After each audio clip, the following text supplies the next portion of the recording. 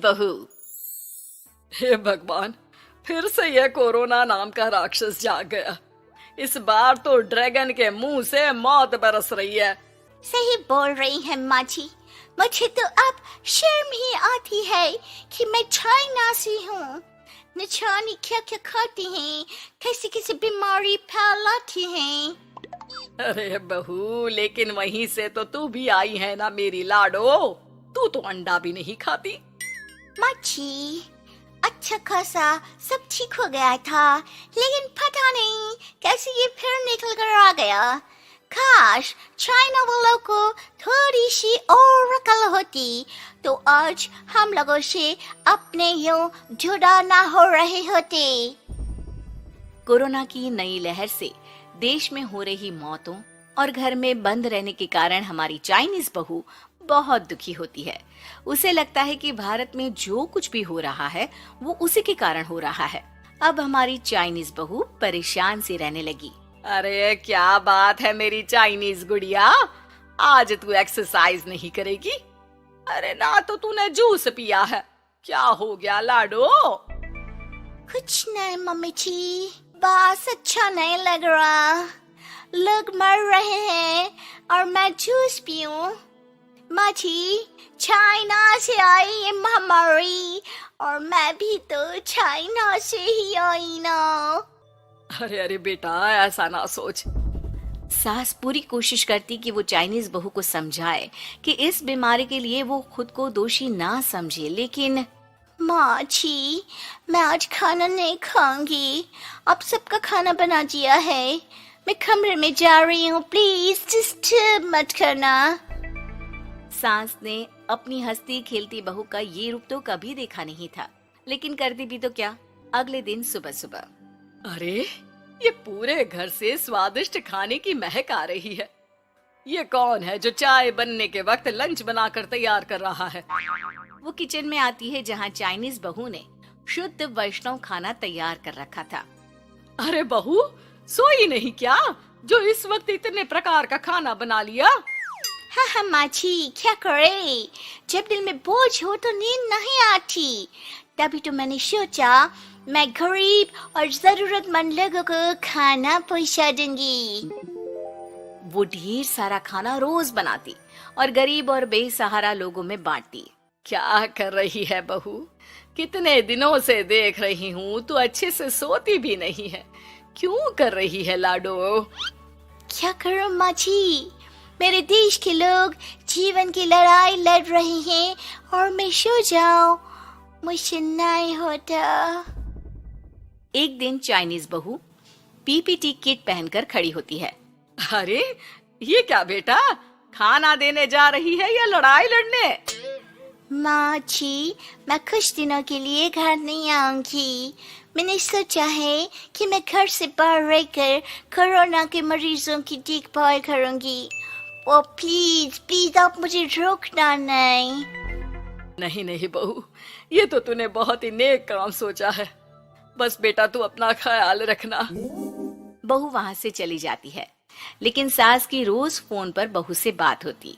घर पर क्या है माँ, क्यों भेज दिया तूने उसे? बाहर कितना खतरा है, उसे कुछ हो गया तो? अरे बिल्कुल चिंता ना कर, उसने सारे नियम कायदे को फॉलो किया है। अरे वो बिल्कुल ठीक रहेगी। और अगर मैं उसे मना कर देती ना तो उसकी अंतरात्मा उसे सोने नहीं देती। तू तो सारा दिन घर से ऑफिस का काम करता, लेकिन मैंने देखा है उसे कितना परेशान रहती थी कुछ दिनों से। हाँ वो भी है। उधर चाइनीज बहू लोगों का खूब ख्याल रखती, उन लोगों तक खाना पहुंचाती, उनके बच्चों की देखभाल करती। एक दिन बहू अपनी सोशल साइट देख रही थी तो उसे दिखता है कि एक आदमी ने बच्चों की देखभाल के लिए पोस्ट डाली है। बहू उसे फोन करती है। मैं आपकी कोई मदद कर सकती हूँ, प्लीज बताओ। दूसरी तरफ से आवाज आती है। मैं और मेरी बीवी दोनों ही कोरोना से पीड़ित हैं। हम लोगों के बच्चों को देखने के लिए कोई नहीं है, प्लीज हमारी मदद करो। हाँ बिल्कुल, आप परेशान ना हो, मैं आ रही हूँ, मुझे आपका एड्रेस बताओ। वो आदमी बहू को पता लिखवाता है। वहाँ वो पहुँच जाती है। ओह, ये किसे बुला लिया आपने? ये तो चाइनीज है, इसी के कारण तो हम लोगों का देश इस परेशानी से जूझ रहा है। अरे पर ये तो हिंदी में बात कर रही थी। तभी बीवी की ऑक्सीजन लेवल गिरने लगती है। ये क्या हो रहा है? आप टेंशन क्यों ले रहे हैं? जल्दी से इन्हें अस्पताल लेकर जाइए। रुकिए, मैं आपको एक अस्पताल में बेड भी दिला देती हूँ। वो मेरे अंकल का अस्पताल है। चाइनीज बहू फोन पर बात करके उन लोगों को बेड दिलाती है, जहाँ पति की भी तबीयत खराब हो जाती है और दोनों को बेड दिलाकर बहू घर में बच्चों की पूरी देखभाल करती है। सास का बहू पर फोन आता है। अरे मेरी चाइनीज गुड़िया, कैसी है रे तू? अरे माँ, पीछे की गली में ही हूँ मैं। वो खालिया लोग है ना, उन दोनों हस्बैंड वाइफ को कोरोना हो गया था। मैंने उन लोगों को श्रीवास्तव अंकल के अस्पताल में भर्ती करवा दिया है और अब मैं नमाज ही उन दोनों बच्चों का ख्याल रख रही हूँ। अरे जीती रहे बेटा, कोई जरूरत हो तो बता देना। नहीं माँ जी, सब कंट्रोल में है। बस इन बच्चों के माँ बाप ठीक होकर घर आ जाए। अच्छा माँ, इन लोगों के घर का फोन बज रहा है, मैं आपको थोड़ी देर बाद कॉल करती हूँ। लैंडलाइन में घर के मालिक का फोन था। हम लोगों की जिंदगी का कोई भरोसा नहीं है। यहाँ इलाज महंगा है और हम लोगों के पास पैसे नहीं है। जितना इलाज हो सकेगा उतना ही होगा। हमारे बाद प्लीज आप हमारे बच्चों को संभाल लेना। नहीं, ऐसे मत बोलिए, मैं अस्पताल वालों से बात करती हूँ। बहू अपनी बैंक से अस्पताल वालों को पैसे दे देती है और फोन पर कहती है, हनी आप लोगों के अकाउंट में पैसे डाल दिए हैं। इन दोनों का अच्छे से इलाज होना चाहिए। पैसे की जरूरत होगी तो मैं और डाल दूंगी। सारा दिन बहू कोरोना पेशेंट के बच्चों को देखती, रात में ढेर सारा खाना पैक करके जरूरतमंदों में बांटती। सोशल साइट्स के जरिए भी वो लोगों से जुड़कर उनकी मदद करती। फिर एक दिन घर का मालिक और उसकी बीवी ठीक होकर घर आ जाते हैं। आपका बहुत बहुत शुक्रिया, मैं आपकी पाई पाई लौटा दूंगा। भाई नहीं, पैसा दिया था, लेकिन वो जब आप बिल्कुल ठीक हो जाना तो कमा कर दे देना, कोई बात नहीं। दोनों पति पत्नी चाइनीज बहू का शुक्रिया अदा करते हैं। आप तो हम लोगों के लिए भगवान की तरह है, आपका बहुत बहुत शुक्रिया। चाइनीज बहू बहुत खुश हो जाती है। वो घर आकर सास को पूरी बात बताती है। देख मेरी चाइनीज गुड़िया, तुझे चाइना का होने पर अफसोस था ना, लेकिन तूने सच्चे दिल से लोगों की सेवा करके ये बता दिया कि बेटी कहीं की भी क्यों ना हो, ससुराल आकर वो ससुराल के रंग में ही रंग जाती है। अब तो तू मेरी भारतीय बहू है। हाँ। अगर आज मैं भी पढ़ी लिखी होती तो मैंने मोहल्ले में हो रहे कंपटीशन को जीत लिया होता और अच्छी खासी मोटी रकम जीतकर आपके हाथ में थमाई होती। माँ बड़ बोली, ज्यादा मत बोल। जितना तेरा कद है ना, उससे भी 50% कम बोला कर। इस घर में ही क्या, हमारे खानदान में किसी भी औरत को पढ़ने की इजाजत नहीं है। देख तेरी बड़ी भाभी मधु, ये भी कहाँ पढ़ी है, इसके घर वालों ने भी इसे पढ़ने नहीं दिया। तो अब आप बाकी लोग जो करेंगे वही करोगी। पढ़ना सिर्फ लड़कों के हाथ में है। किताब, पेन, पढ़ाई ये आदमी ही कर सकते हैं, क्योंकि उन्हें ही तो आगे जाके कमाना है। औरतों को तो सिर्फ बेलन, झाड़ू और पोछा यही करना है जीवन भर। और तेरे इस कंपटीशन को जीत कर मुझे नहीं चाहिए पैसे। मेरा बड़ा बेटा सागर अब कमा रहा है और छोटा बेटा तेज भी अपने कॉलेज की पढ़ाई के बाद कमाएगा ही। तारिनी, तू तो बस अपनी बड़ी भाभी से खाना बनाना और घर के बाकी काम करना सीख ले। सच में आप सबकी सोच ना जमीन में धसी हुई रहेगी लाइफ टाइम। न जाने क्यों मैं इस घर में पैदा हुई। ऐसा नहीं बोलती तारिनी। तारिनी रोकर अपने कमरे में चली जाती है। पाठक परिवार में आज तक किसी भी लड़की ने पढ़ाई नहीं की और सिर्फ लड़कों को ही इजाजत दी जाती है, लड़कियों को नहीं।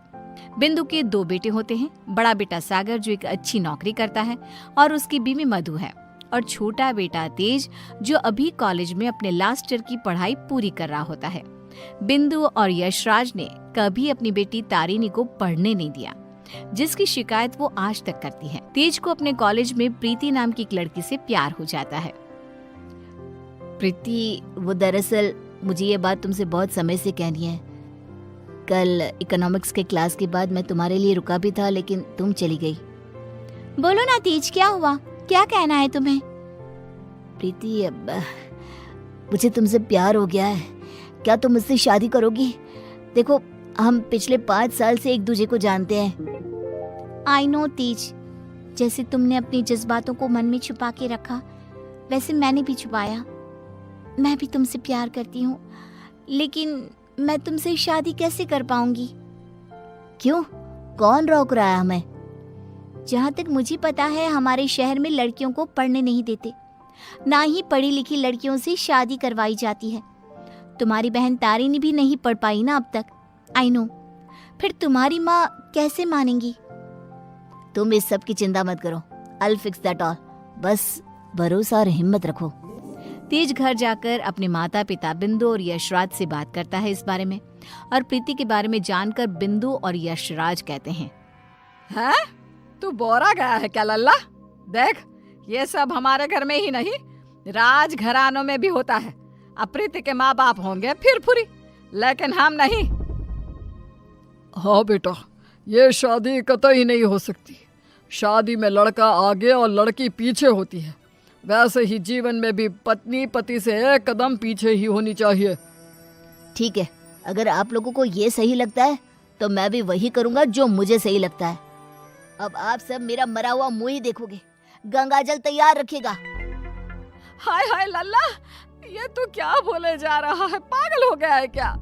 तेज अपनी जिद से पीछे नहीं हटता और वो पूरे 1 महीने तक बिंदु, यशराज और अपने बड़े भाई सागर को मनाने में ही लगा रहता। तब कहीं जाकर कुछ महीनों बाद वो सब राजी होते हैं और कॉलेज की पढ़ाई खत्म होते ही 1 साल बाद तेज और प्रीति की शादी हो जाती है। लेकिन बिंदु, यशराज और सागर अब भी इस शादी से थोड़े से नाखुश ही होते हैं। जब घर के सभी आदमी खाना खाने बैठते हैं तब प्रीति भी उनके साथ खाना खाने के लिए बैठती है। तभी, अरे ओ कल की अंधी, पागल हो गई है क्या? अरे माना कि तुम एक पढ़ी लिखी लड़की हो, लेकिन इसका मतलब ये तो नहीं ना कि घर के और ससुराल के तौर तरीकों का पालन भी ना किया जाए। खाना पहले घर के आदमी खाते हैं और फिर औरतें खाती हैं, दोनों एक साथ नहीं बैठे, समझ गई? लेकिन मम्मी जी, ऐसा क्यों? मेरा मतलब खाना तो सबका एक ही होता है ना, तो सब अलग अलग बैठकर क्यों खाए? प्रीति, तुम चलो ना रसोई में, चलो, सबके लिए कटोरी में खीर परोसनी है। लेकिन मधु दीदी। प्रीति, माँ और मधु जो कह रही हैं वो सब सुनो। तेज, अपनी बीवी को कुछ समझाओ। प्रीति गुस्से से उठकर रसोई में चली जाती है और मधु के साथ खीर को कटोरियों में परोसने में लग जाती है। प्रीति, हम इस घर की बड़ी बहू हैं, उसके बावजूद भी हमें हर मामले में, हर काम में पीछे रखा जाता है, जूती की नोक पे रखा जाता है, क्योंकि हम पढ़े लिखे भी नहीं हैं। अब सोचो, हम बड़ी बहू होकर भी हमारा ये हाल है, तो तुम्हारे साथ क्या क्या होगा? मधु दीदी, आप पढ़ी लिखी नहीं हो, इसमें आपकी कोई गलती नहीं है, लेकिन ये जो कुछ भी हो रहा है ना, आदमी और औरत का भेदभाव, ये सब बहुत ही बेकार और इलॉजिकल है। आज दुनिया कहां से कहां पहुंच गई है। आज के जमाने में औरत आदमी के साथ कदम से कदम मिलाकर चलती हैं। खैर, अब हम और कर भी क्या सकते हैं, लेकिन हम अपने आप को बहुत भाग्यशाली मानते हैं। क्यों मधु दीदी? क्योंकि हमारी एक पढ़ी लिखी देवरानी जो है। हाँ, आपको पता है मधु दीदी, आप ना बहुत क्यूट हो, आपको किसी की नजर ना लगे। जब सभी हॉल में एकत्रित होते हैं तभी बिना घूंघट ओढ़े प्रीति को देखकर, प्रीति बहू, अब क्या तुम्हारे लिए दीवार पर बड़े अक्षरों में इस घर के तौर तरीके लिखवा दिए जाए? हैं? अब क्या किया मैंने? आप हमेशा राशन पानी लेकर क्यों चढ़ जाती हो मुझ पर mummy ji? I just don't understand। Preeti बहू, आज तुम बगैर घूंघट के दिख गई हो। आइंदा से अगर ऐसा बिना घूंघट के दिखी ना तो मुझसे बुरा कोई नहीं होगा।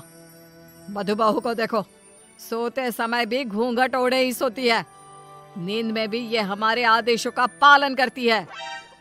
और हाँ, एक और बात कान खोलकर सुन लो, आइंदा से बड़ों से और अपने इर्द गिर्द के आदमियों से इतनी बदतमीजी से बात नहीं करना, और इस घर की 4 दीवारों में सिर्फ और सिर्फ सरल हिंदी भाषा का ही प्रयोग होगा।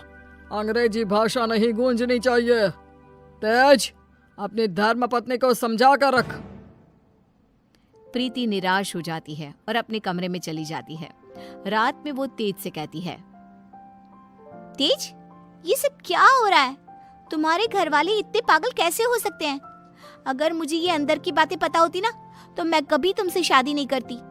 I married you just because तुमने कहा कि तुम्हारे घर वालों को मुझसे कोई ऑब्जेक्शन नहीं है। हाँ तो वही हुआ ना, वो कुछ बोले क्या तुम्हारी पढ़ाई लिखाई पर? अब बाकी कुछ रूल्स रेगुलेशंस है घर की लड़कियों और बहुओं के लिए, अब उन्हें तो फॉलो करना ही होगा ना।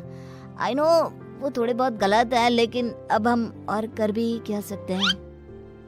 एक दिन जब यशराज दूध वाले का हिसाब कर रहा होता है, तभी ये 3 हफ्ते जुलाई महीने के और 2 हफ्ते अगस्त के, तो कुल मिलाकर पूरे हुए। अरे बिंदु, जरा हमारे ड्रॉअर में से कैलकुलेटर तो लेकर आना। जी अभी लाती हूँ। बिंदु कैलकुलेटर लाती है और तभी प्रीति भी वहाँ आती है और यशराज को हिसाब करते देखती है। ओफो, ये कैलकुलेटर चल क्यों नहीं रहा? अब मैं हिसाब कैसे करूंगा? 5 हफ्तों का हिसाब मिलाया जाए तो बनते हैं 680 रुपए, क्योंकि हमने 3 रविवार और 4 मंगलवार को दूध नहीं लिया था रघु भैया से, तो उस हिसाब से यही हिसाब बनता है। मैंने अपने माइंड में ही 1 मिनट में कैलकुलेट कर दिया है। प्रीति बहू, तुझे 1000 बार कहा है ना रसोई में ही रहा कर। अरे आदमियों के काम में क्यों हर बार अपनी टांग अड़ाने आ जाती है? आइंदा से ये हिसाब किताब वाले काम में तू बिल्कुल भी ध्यान नहीं देगी। चल दफा हो यहाँ से अब। न जाने कौन सी घड़ी थी वो जब तेज को इससे प्यार हुआ। बेवकूफ है हमारा बेटा। इस तरह फिर से प्रीति को चुप कराकर रसोई में भेज दिया जाता है। कुछ दिनों बाद प्रीति जब बाजार से घर लौटती है, तब वो घर पर सबको मधु पर चिल्लाते हुए देखती है और मधु बेचारी फूट फूट कर रोई जा रही थी। सब तुम्हारी गलती है, तुम्हारी वजह से ही मैं बाप नहीं बन सकता कभी। पता नहीं क्यों आई तुम मेरी जिंदगी में। पनौती हो तुम, पनौती। लेकिन सागर जी, डॉक्टर साहब ने कहा है कि आपके अंदर कुछ मेडिकल इश्यूज है, जिसकी वजह से आप कभी बाप नहीं बन पाएंगे। अब इसमें हमारी क्या गलती है? ओए मधु, ज्यादा ऊंची आवाज से बात मत कर। वही तो। प्रीति से अपना गुस्सा कंट्रोल नहीं किया जाता और वो तुरंत अंदर आकर चिल्लाती है, बस आप सबको ये क्या हो गया है? जब डॉक्टर ने कहा है कि कमी सागर भैया में है, तो मधु दीदी को क्यों सुनाना? वो क्यों सहे? सारे ताने, सारी डांट, सारी गलती मधु दीदी की कैसे हो गई? मास्टरनी, तो चुप ही रहा कर। वो कहते हैं ना, एक गंदी मछली पूरे तालाब को और बाकी मछलियों को खराब कर देती है। तू ना वैसी ही है। तेरी वजह से ही ये मधु बहू भी उल्टा बोलना सीख गई है। नहीं माँ, ये सरासर गलत है। गलती सागर भाई की है। नहीं, मधु में ही कोई दोष है। हमारे बेटे सागर में कोई दोष हो ही नहीं सकता। ये मनहूस मधु कुंडली मारकर बैठ गई है हमारे सागर के जीवन में। मधु दीदी, ये आपके हाथ पांव पर निशान कैसे? बोलिए। सागर जी ने हमें बहुत मारा प्रीति, हमें बचाओ इन सब से, ये सब बहुत बुरे हैं। मधु प्रीति के गले से लिपटकर रोए जा रही थी। सागर गुस्से में आकर मधु पर हाथ उठाने जा रहा था कि तभी प्रीति उसके पास जाकर उसका हाथ पकड़कर मोड़ देती है। मेरा हाथ! एक आदमी अगर गुस्से में शैतान बन जाए, तो एक औरत क्रोध में काली का रूप धारण कर लेती है। समझ गए सागर भैया? और आप सब, अरे एक बार ध्यान से सोचिए, दिल से सोचिए ना।